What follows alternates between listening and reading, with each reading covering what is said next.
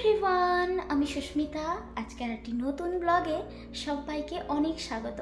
যে যেখান থেকে দেখছো, আশা করছি প্রত্যেককে খুব ভালো আর সুস্থ আছো। আমরাও কিন্তু বেশ ভালোই আছি। আজ হচ্ছে মঙ্গলবার, আর আজকের ব্লগটা আমি একদম বিকেল থেকে শুরু করেছি। এখন ঘড়ির কাঁটায় বাজে ওই 4টে মতো আর কি। গতকালকে দেখিয়েছিলাম যে বিকেল থেকে মেঘলা ওয়েদার ছিল, তো আজকে কিন্তু তাই এখনও পর্যন্ত কন্টিনিউয়াসলি মেঘলা ওয়েদারই করে রেখেছে আর কি। তো বিকেলে বেরিয়ে এসেছি, পাশে একটু ওখানে ঘোরাঘুরি করছিলাম। তো এখানে ছোট্ট একটা পার্ক রয়েছে, আর ছোট্ট একটা জায়গায় কিছু ফুল ফুটে রয়েছে আর কি। এখন দেখছি আবার ওই গাঁদা ফুল ফুটেছে। আসলে এখানের ওয়েদার তো খুব ভালো, তো এই সময় এখনও গাঁদা ফুল ফুটে রয়েছে। আর এখানে এই যে ছোট্ট একটা পার্ক রয়েছে, তবে এত আগাছা হয়ে গেছে যে ওখানে হাঁটার কোনো উপায় নেই। তার জন্য আমি এখানেই হাঁটাহাঁটি করি। আর জানো, এই বিকেলে আসতে আমার বেশি ভালো লাগে, এই কিউট কিউট ডগদের দেখতে পাই। তো এদেরকে এত সুন্দর করে জামা জুতো সব কিছু পরিয়ে নিয়ে আসে না, দেখেও বেশ ভালো লাগে।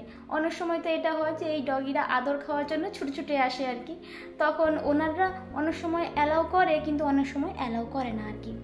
আর এই দেখো, হঠাৎ করে দেখছি একটুখানি রোদ বেরিয়েছে, আর আকাশটা কি সুন্দর মেঘটা রয়েছে, দেখে বেশ ভালো লাগছে আর কি। তো চলো, প্রায় আমি 2 ঘন্টা মতো ওয়াক করে নিয়েছি। এখন ঘড়িতে প্রায় 6টা 10 মতো বাজে, আর 5 মিনিট পরে হাজব্যান্ডও চলে আসবে। তো ভাবলাম আন্টির দোকান থেকে কিছু সবজি নিয়ে নিই, যদি কিছু পাই আর কি। তো আজকে এই যে শসাটা দেখলাম একটু বেশ কম দাম রয়েছে, আর এই আলু পেঁয়াজের দাম মোটামুটি সবসময় ফিক্সই থাকে আর কি। আর একটা ফল নিলাম, আপেল। তো চলো, এগুলো সব কিছু এখন ফিলিং করে ঘর যাওয়া যাক। আর বাড়ি এসে না আগে তাড়াহুড়ো করে আলুগুলো কেটে নিয়ে আমি সেদ্ধ করতে বসিয়ে দিচ্ছি, কারণ ও আসার পর প্রচণ্ড খিদে পায় তো ওর, তো কিছু একটা বানিয়ে দিতে হয়। তো আগে থেকেই আমাদের ফিক্স ছিল যে আজকে বার্গার বানাবো, তো তার জন্য আলুটা বয়েল করতে বসিয়ে দিচ্ছি। আর এই যে যত সবজি নিয়ে এসেছি সেগুলো এখন বের করে নিচ্ছি। আমি যখনই নিচে যাই না, এরকম ছোট্ট একটা পলিথিন সঙ্গে করে নিয়ে নিই, ওই পকেটে ঢুকিয়ে নিই আর কি। কেননা নিচে গেলে আমি আন্টির দোকানে একবার হলো ঘুরে আসি, কেননা কখনো যদি হয়তো সবজি একটু কম দাম পেলাম, বা একটা নতুন কোনো সবজি বা ভালো কোনো সবজি পেলে আমি কিন্তু নিয়ে নিই আর কি। তখন কি হয় যে এক্সট্রা করে এই পেপারটা আমাকে কিনতে হয় না। আর যেমন আজকে আমি এই টমেটোটা একটু ভালো পেয়েছি, মানে বলতে পারো এই টমেটো একদম ওই আমাদের দেশীয় টমেটোর মতো আর কি। আর এর দামটাও কিন্তু খুবই কম ছিল, ওই 250 ইয়েনের মতো। যখন আমি সুপার মার্কেট থেকে কিনি তখন কত থাকে, ওই 220 ইয়েন নেয় হয়তো 5টা টমেটোর দাম। তো ওটা তো অনেক বেশি হয়ে যাচ্ছে না। তো আমি যখনই এরকম টমেটোগুলো আন্টির দোকানে পাই আমি নিয়ে নিই আর কি। তো কাছে থেকে যদি এই রকম সদুপয়োগগুলো না করি তাহলে তো মোটেও ভালো লাগে না। তো সব কিছু গোছানো হয়ে গেছে, এবার নাস্তাটা রেডি করব। তো এখানে অল্প একটু চিড়ে আমি ভিজিয়ে রাখলাম, আর গতকালকে আমি এই সুইট চিলি সসটা কিনেছি আর কি। তো প্রথমবার খেয়ে দেখবো, দেখা যাক কেমন খেতে লাগে। আর আলুগুলো বয়েল হয়ে গেছে, ওই যে আমি চিড়েটা ভিজে রেখেছিলাম ওর সঙ্গেই একসঙ্গে মাখিয়ে দেবো। তো বার্গারের জন্য যে আলু টিকিটা আমি তৈরি করি, এতে না শুধু একটু আমি পেঁয়াজ দিই, নুন আর একটু সবজি মশলা বা একটু ওই যে ম্যাগি মশলা যে কোনো একটা দিই আর কি। তো ওটা মাখিয়ে রেখে এসছি, আর হাত পা ধুয়ে এখানে সন্ধে দিতে এসছি। তো এখনও কিন্তু সন্ধে হয়নি, জানো তো, সন্ধে হতে ওই 7টা 10 কি 15 মতো বেজে যায়, কিন্তু তার আগেই আমি সন্ধে দিয়ে দিই ওই 6:30 নাগাদ। তো এখানে একটা প্রদীপ আর একটা ধূপ জ্বালাবো, ও প্রদীপ বলতে এই মোমবাতিটা আর কি।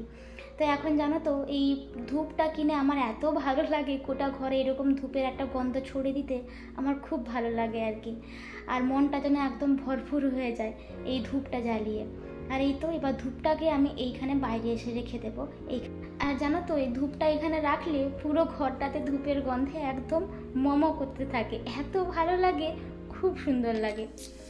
আর এই তো এবার চলে এসেছি আলু টিক্কিগুলোকে বানাতে। তো দুটো আমি আলু টিক্কি বানিয়েছি, আর আগে থেকে কিছু শসা পেঁয়াজ এগুলো কেটে রেখে দিয়েছি। এবার একটুখানি চা বসিয়ে দেবো, ওই তো জলটা গরম করতে বসিয়ে দিয়েছি। আর এদিকে বার্গারগুলো বের করে নিচ্ছি। আর এই প্যাকেটটায় 4টে বার্গার ব্রেড থাকে, তো বাকি দুটো রেখে দিয়েছি।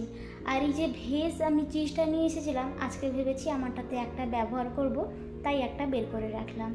আর এদিকে জলটা গরম হয়ে গেছে, অল্প একটু চা দিয়ে কিছুক্ষণ ফুটতে দিয়ে সঙ্গে সঙ্গে বন্ধ করে দেবো আর কি। দিলেই একদম চাটা রেডি। একটুও চিনি দিই না, এটা খেতে প্রথমে একটু অসুবিধা হলেও এখন বেশ ভালো লাগে খেতে।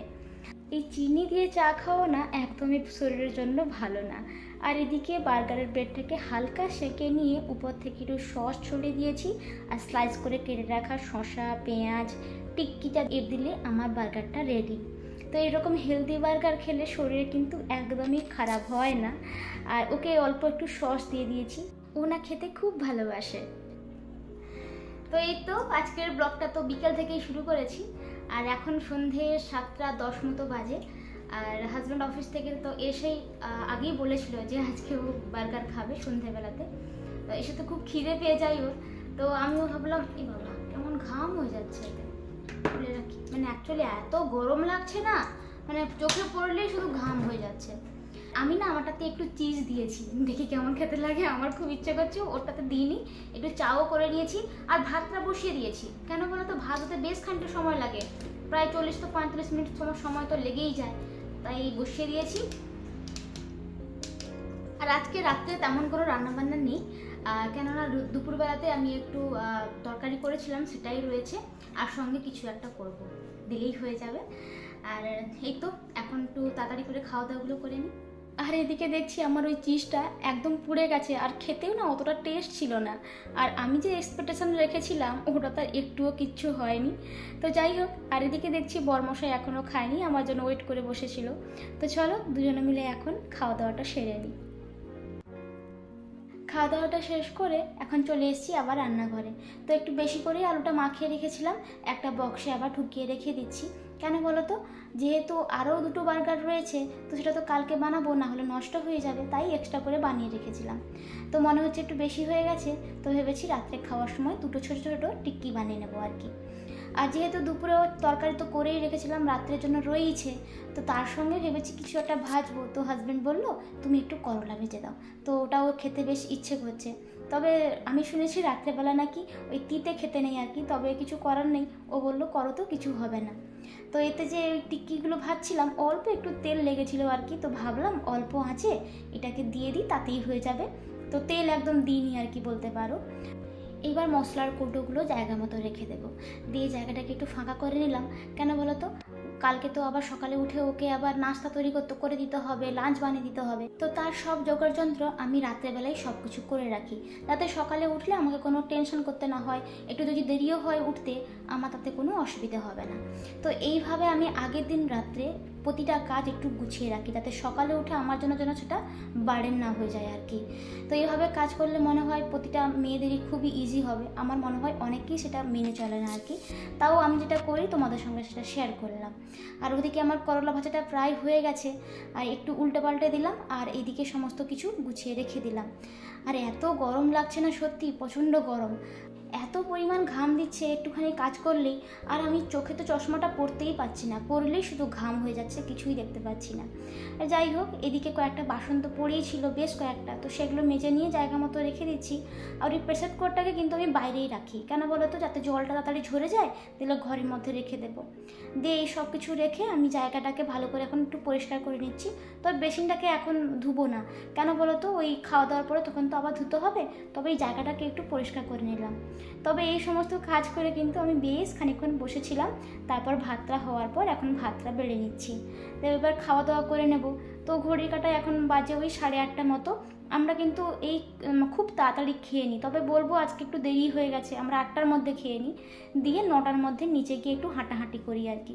এতে কি হয়, শরীরটা একটু ভালো থাকে। তারপরে নিজেদের মতো একটু গল্প গুজব করে ঘুমোই আর কি।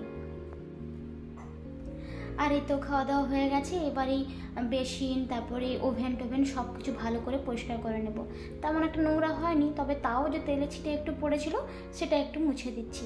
তো রাত্রেবেলাতে আমি কিন্তু সব কিছুই গুছিয়ে গাছিয়ে রাখি, যাতে সকালবেলাতে আমি আমার এই রান্নাঘরটায় একদম সুন্দরভাবে পরিষ্কার পরিচ্ছন্ন পাই। তো দিলে সকালবেলা কি হয়, কাজের এনার্জিটা না অনেকটা বেড়ে যায়। আর তবে নোংরা এরকম রান্নাঘর থাকলে আমার কিন্তু একটুও ভালো লাগে না। যত রাত্রি হোক, যত কষ্ট হোক, আমি কিন্তু এই রান্নাঘরটাকে পরিষ্কার করে তবেই কিন্তু ঘুমোতে যাই আর কি।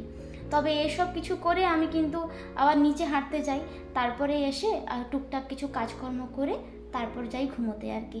তো এই হচ্ছে আমার রাত্রেবেলার রুটিন, আর এটা আমি প্রতিদিন বলতে পারো ফলো করি। আর সত্যি কথা বলতে কি, আমার এইভাবে গুছিয়ে গাছিয়ে কাজ করতে কিন্তু বেশ ভালো লাগে, আর এতে আমি বেশ শান্তিও পাই, আর খুব আনন্দও হয়। যত কষ্টই হোক না কেন, আমার খুব ভালো লাগে। আর এই তো এখন আমি ওয়াক করে চলে এসেছি, এখন ঘড়িতে বাজে ওই 10টা মতো। আগে একটা বোতল জল ভর্তি করে নিয়েছি আর একটু নিজে ফ্রেশ হয়ে চললাম ঘুমোতে। তো চলো আজকের ভিডিওটা আমি এখানে শেষ করছি। Bye bye.